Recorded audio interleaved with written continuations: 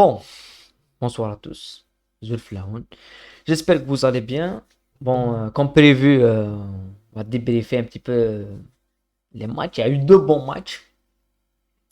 La qualification finale du monde des clubs du Real Madrid et la qualification de Marseille qui a éliminé le PSG en Coupe de France. Vu la physionomie des matchs, c'est pas des surprises, hein. Même la qualification de Marseille, c'est pas une surprise vu la physionomie du match, vu ce qu'on attendait du match. Et par rapport au Real Madrid, c'est la même chose. Vous voyez pas une équipe Ahli éliminer Real Madrid. On voyait l'équipe Ahli mettre des difficultés le Real Madrid, mais pas vraiment à un point où ils allaient vraiment éliminer le Real Madrid ou mener face au Real Madrid, même s'ils ont eu quand même un bon quart d'heure en première mi-temps. Mais c'est pas le cas. Voilà, c'est pas le cas. Qualification du Real Madrid en finale face à El Hilal, le club saoudien. Donc, première chose, on va débriefer le match du Real Madrid. Donc, n'oubliez pas de liker et de commenter la vidéo Guinée. Euh, En voyant le match du Real Madrid, en suivant un petit peu le Real Madrid depuis l'année passée, en tout cas depuis le retour d'Ancelotti euh, et la saison passée où ils finissent champion d'Espagne et gagnent cette Ligue des Champions avec la manière avec laquelle on connaît. Cette saison, l'année passée, il y avait beaucoup de critiques sur Ancelotti au mois de janvier. À la même période, il y avait beaucoup de critiques sur Carlo Ancelotti, sur sa capacité à gérer des grands matchs, sa capacité à changer de tactique. Mais après, vu le fait qu'il a arraché cette Liga, et certainement qu'il a arraché la Ligue des Champions, tu peux pas critiquer quelqu'un qui gagne la Ligue des Champions tel qu'il soit, malgré qu'il joue pas bien au foot, tu peux pas le virer, tu peux pas tu dois lui laisser une chance. Donc cette saison, c'est pas c'est presque la même situation, même si en championnat ils ont 8 points de retard, ils perdent beaucoup de matchs, ils sont pas aussi performants même en Ligue des Champions. Euh, le- les- donc ça pose beaucoup de questions et donc on voit beaucoup plus de critiques sur Carlo Ancelotti. Mais quand on voit le match de ce soir, Real Madrid et l'Ahli, on peut qu'être d'accord avec ceux qui critiquent Ancelotti. Concernant son plan de jeu et son idée de jeu offensif, il n'y a pas d'idée de jeu offensif pour le Real Madrid. Il y a une seule idée, c'est Vinicius. Je pense tout le match, il repose sur Vinicius. Si Vinicius, un petit peu moins sur Rodrigo, mais c'est Vinicius qui est l'homme qui change le match. Donc si Vinicius ne fait pas ses percussions, ne fait pas ses transitions, ne fait pas cette capacité à toujours enchaîner des dribbles, ben le Real Madrid ne s'en sort pas. Et c'est ce qu'on a vu face à Mallorca quand Vinicius il a été mis en chômage technique avec beaucoup d'agressivité, beaucoup de pression. Le Real Madrid n'a pas pu trouver d'autres solutions. Et l'autre solution, c'est Benzema. Benzema n'est pas présent. Donc quand t'as pas Benzema, c'est toute l'attaque et toute l'animation offensive passe par Vinicius. Quand même, le Real Madrid, avec tous les noms qu'il y a sur le papier, tu peux quand même trouver une autre alternative à Vinicius. Et ben Carlo Ancelotti, il reste sur cette vision-là.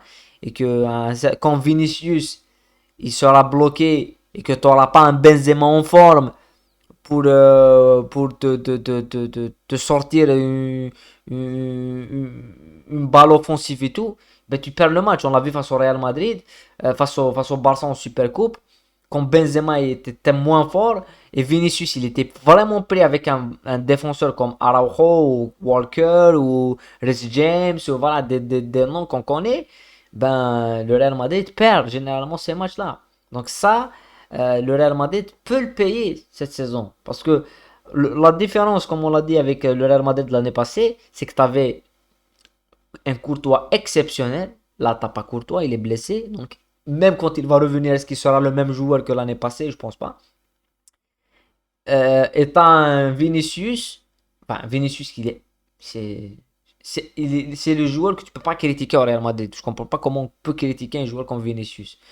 Mais t'as pas le même Benzema que l'année passée. Benzema, cette saison, c'est plus le même joueur physiquement, il se blesse régulièrement. Et donc ça va être compliqué. Mais une qualification logique, le Real Madrid va gagner cette coupe. Il y a eu des buts très très beaux avec le but de Rodrigo, avec l'une-deux de talonnade avec Ceballos.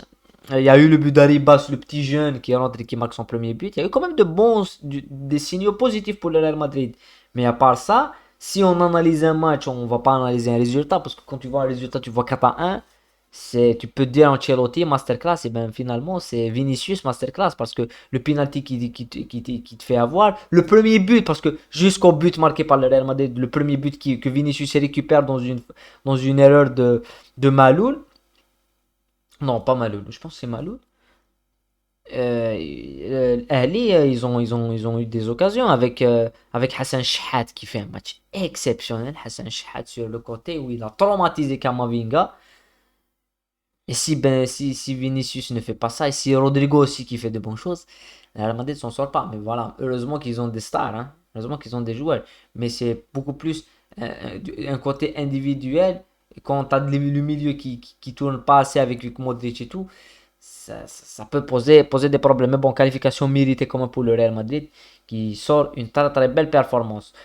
Deuxième match qu'on va débriefer, c'est là on a autre chose. On a autre chose avec la qualification de l'OM face au Paris Saint-Germain dans un match qui sincèrement moi je voyais vraiment l'OM se qualifier parce que il y a une différence entre Marseille et PSG, on l'a vu ce soir dans ce match-là, c'est que d'un côté, tu as une équipe qui a une. T'as un entraîneur qui a une philosophie de jeu bien précise. C'est Hugo Tudor. Tu as une équipe qui fonctionne par rapport à l'envie de l'entraîneur et donc par rapport à un schéma tactique qui est mis en place. Trois défenseurs ou avec une équipe qui se déséquilibre énormément, avec une équipe qui passe très très haut et qui asphyxie son adversaire avec un pressing et qui accepte de laisser beaucoup d'espace derrière elle. Et t'as d'un autre côté une équipe qui s'appuie sur des individualités. C'est tout. C'est que t'as pas une vraie philosophie de jeu, t'as pas un schéma bien précis. C'est-à-dire que si Neymar passe à côté, si Messi passe à côté, euh, c'est l'individualité. C'est ce qu'on a dit avec le Real Madrid. C'est la même chose. Donc c'est la première chose. Donc d'un autre côté, t'as Marseille, et ça te met un socle qui veut dire que le PSG gagne avec ses individualités. Qui jouent bien ou qui jouent mal, ils vont gagner parce qu'ils ont des individualités. Même ce soir, malgré que Marseille fait un match exceptionnel, si Marseille ce soir ne bat pas le PSG, ils vont jamais gagner face au PSG. Depuis 2011, ils ont pas battu le PSG au Vélodrome. Depuis 2011, ça fait plus de 12 ans qu'ils n'ont pas battu le PSG dans leur stade. Et ce soir, la performance qu'il sort en matière de pressing, de contre-pressing, et de technique, de prouesse technique, c'est exceptionnel avec avec tout le monde. Tout le monde était au top. Gardien, Veretout, Rongier, Gendouzi, Under le Turc, Alexis Sanchez. Tout le monde était au top. Tout le monde était au top. Euh, D'un autre côté, tu as le PSG qui en premier mi-temps n'a rien fait et qui sort avec une individualité. Si Ramos en corner, tu oublies Ramos en corner, tu encaisses un but. Donc malgré tout ça, tu aurais pu te dire, même au début de deuxième mi-temps, tu aurais pu te dire que le PSG pouvait gagner. Mais c'est pas. C'est ça la différence, c'est que Marseille, il joue toujours comme ça. Il laisse toujours beaucoup d'espace. Donc quand tu vois l'espace que laisse le Marseille dans sa moitié de terrain qui est énorme, tu n'arrives pas à profiter de ça, c'est qu'il y a un problème. Il y a vraiment un problème au PSG d'un point de vue. C'est un club qui est surnommé un club riche. On le sait, c'est le PSG, c'est les Qataris. Mais quand tu vois le recrutement Ekitike, Carlos Soler, euh, enfin, l'autre, Fernandez, pas Fernandez, c'est pas Fernandez, le milieu de terrain espagnol. Mais quand tu vois les noms, c'est pas des noms. Et même, tu recrutes Messi. Messi, tu l'as recruté l'année passée. Messi, c'est plus, c'est un produit encore plus marketing qui peut te rapporter quelque chose. Mais Ekitike, quand tu as autant d'argent, fallait peut-être recruter mieux et aller chercher un milieu de terrain post-Coupe du Monde quand tu vois Fernandez qui signe à Chelsea, pourquoi il signerait pas au PSG? Et c'est ce genre de choses, tu les payes. Le PSG les paye. D'un autre côté, tu as une équipe qui, pour une fois, Marseille, depuis des années, des années, des années, des années, ils ont fait un recrutement logique avec un entraîneur qui leur ressemble. C'est à la Bielsa, même si je suis sûr que ils vont jouer très bien. Marseille, c'est l'une des équipes qui joue le mieux en France avec Lens, avec Rennes aussi. Mais en final, ils vont rien gagner parce que avec la philosophie avec laquelle il joue l'entraîneur, c'est dur, dur, dur, dur de gagner tous les matchs. On l'a vu la semaine passée, ils ont perdu face à Lille, face à Nice. Et avant, ils ont fait un match nul contre Monaco où ils auraient pu prendre 4-0. Pas parce qu'ils jouent pas bien, mais parce qu'ils laissent autant d'espace derrière eux. Et le PSG, il n'y a pas Mbappé pour prendre de la profondeur, il n'y a plus personne pour prendre de la profondeur, c'est pas normal. Et quand tu vois ceux qui vont remplacer Mbappé, Ekitike, donc le problème du PSG, c'est pas un problème de joueur ou d'entraîneur, c'est un problème de projet sportif qu'on comprend plus. Parce qu'au début, on comprenait, c'était une équipe qui vient, qui dépense beaucoup d'argent. Mais là, ça devient une équipe qui dépense de l'argent, mais n'importe comment. Et d'un autre côté, t'as Marseille qui était une équipe qui dépensait de l'argent n'importe comment en recrutant des Rolando, Mitroglou. On voyait des joueurs qui, même à la pétanque à Marseille, ils jouaient pas. Mais là, t'as même le recrutement du Mercato. Vitinha, c'est une très très bonne pioche. Et t'as le recrutement de Tabarez, t'as le recrutement d'Alexis Sanchez, c'est exceptionnel. Viritou. Donc, euh, Marseille, ils sont sur le bon chemin. Mais est-ce que ça va durer avec Tudor? On ne sait pas. Parce que Marseille, on sait, le début de saison, déjà, c'était catastrophique. Et avec voilà, une qualification méritée. Parce que si Marseille ne gagnait pas ce soir, ils ne gagneront jamais face au PSG. Ils ont fait un match mais énorme physiquement.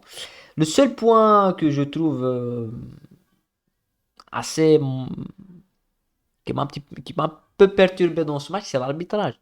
Parce que je pense qu'il y avait beaucoup, beaucoup de fautes qui n'ont pas été sifflées. L'idée de laisser jouer, c'est une bonne chose. Mais à un certain moment, il y a des tacles, il y a des interventions, comme Hakimi qui se prend une droite. T'as Neymar qui se fait marcher dessus tout le temps. T'as au milieu de terrain un joueur comme Verratti qui prend des coups tout le temps. Il faut quand même protéger ce genre de joueur parce que c'est Neymar, il s'est blessé plusieurs fois, encore une fois face à Marseille. Donc oui, c'est un bon arbitrage, mais en France, il y a une polémique qui est énorme, c'est l'arbitrage anti-PSG. Ça suffit seulement d'aller voir sur les réseaux et sur la presse un petit peu française et on va comprendre ça. En tout cas, c'est le club riche qui se déplace, c'est les pauvres. Mais c'est pas le cas. On voit la qualité d'effectif du PSG. C'est vrai que en matière d'individualité, ils sont supérieurs à Marseille. Mais en matière de collectif, Marseille est supérieur au PSG en matière de jeu et de rythme. Donc le football, c'est pas des noms. Le football, ça se joue sur un terrain. Et Marseille nous a prouvé ce soir avec une performance XXL de Marseille qui se qualifie l'élimination du PSG. Mais PSG, c'est un échec. Mais cette équipe, on va la juger face au Bayern. Et comme c'est parti, ça va être compliqué face au Bayern pour le PSG. Voilà. Moi, je pense qu'ils vont se faire éliminer. Pas parce qu'ils. Je pense qu'ils peuvent se qualifier. Mais s'ils jouent avec la même envie que ce soir, ils gagneront même pas au Parc des Princes. Voilà. Voilà, en tout cas, juste pour finir, il y a eu un match en Premier League, Manchester United Leeds, match 2-2. Juste pour dire, il y a Manchester avec Casemiro qui est invincible, qui est exceptionnel. Et à Manchester, sans Casemiro, qui est fébrile, qui lâche des points, on l'a vu face à Leeds. Voilà. Et Manchester a été mené 2-0. Ils ont repris, ils ont fait une remontada 2-2, mais ils ont lâché 2 points qui auraient pu leur permettre de mettre de la pression sur Manchester City. Et Manchester, il s'arrange. Voilà, c'est la fin du débrief. Bah, avec 2 belles victoires. On se retrouve dans d'autres débriefs. Portez-vous bien et à bientôt.